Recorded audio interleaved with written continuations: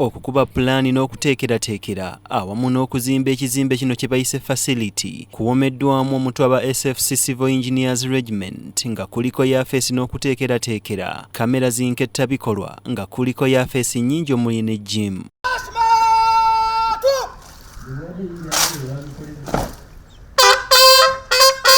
Nga ggulawo facility eno omukulembeze w'eggwanga akooneddemu obukulembeze bwa UPDF olw'okuteeka ku mutindo eggye lya Uganda People's Defence Forces n'okulitumbula nga liyita mu bintu nkumuli ebikola. What we are seeing here is now backo march by you people, you the young ones,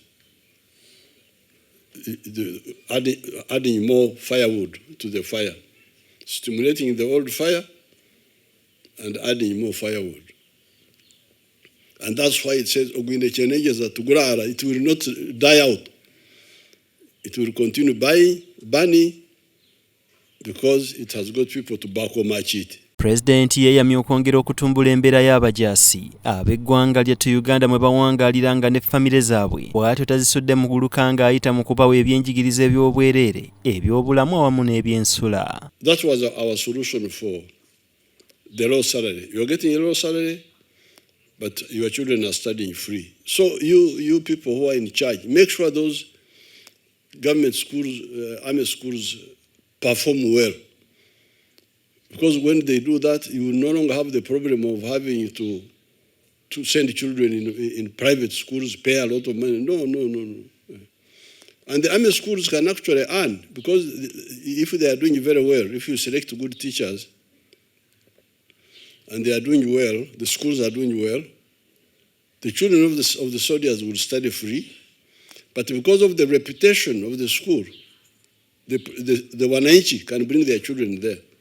And then we charge them. Kabwejumbira era ategeezezanga ne baganzi b'abajaasi bano bwe beetaaga nabo okukwatibwako ku mukono nga batandika wawamu n'okwenyigira mu by'obusuubulaganyi, ebyenfuna n'ebintu ebirala ebivaamu ejjamba, gamba ng'okulunda enkoko n'ebirala nga bakozesa ettaka lya barracks. Let the spouses of the soldiers do economic activities using the free land of the army around the barracks. Poultry, knitting, weaving, all those activities. So that the wives, the spouses are earning using the free land around the army, but also with the support of the government. Minisita w'ebyokwerinda ne bannazirwanako Honorable Jacob Oboth ategeezezza omukulembeze w'eggwanga ng'ekizimbe kino bwe kiri entabiro ey'ebirungi eggye lye biruubirira awamu n'obweyamu bwabwe obw'okutumbula ebyokwerinda. This facility is more than a structure.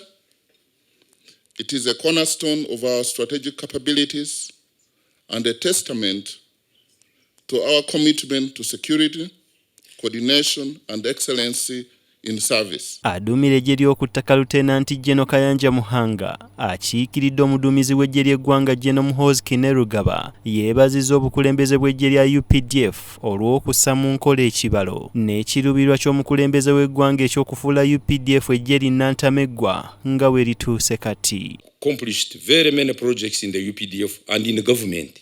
For example, the construction of the brigade headquarters. Your Excellency, most of the new brigade headquarters that didn't have a home, now they have a home. They have housing units, armories, health centers, motorized infantry sheds, and armored sheds for the tanks, repairing of roads and bridges in the theater of operations,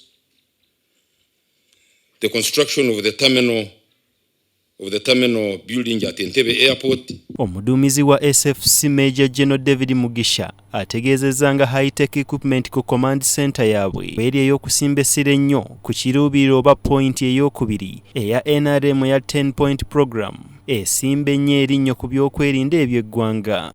This era of intelligence characterized by complex, uncertain and volatile operating environment, cyberspace threats, terrorism and rapid technological advancements have taken center stage. The role of such a command center cannot be overstated in addressing the above to additional threats. Omukolo gwetabiddwako abakulu ab'enjawulo mu ggye lya Uganda People's Defence Forces, bannabyabufuzi n'abalala.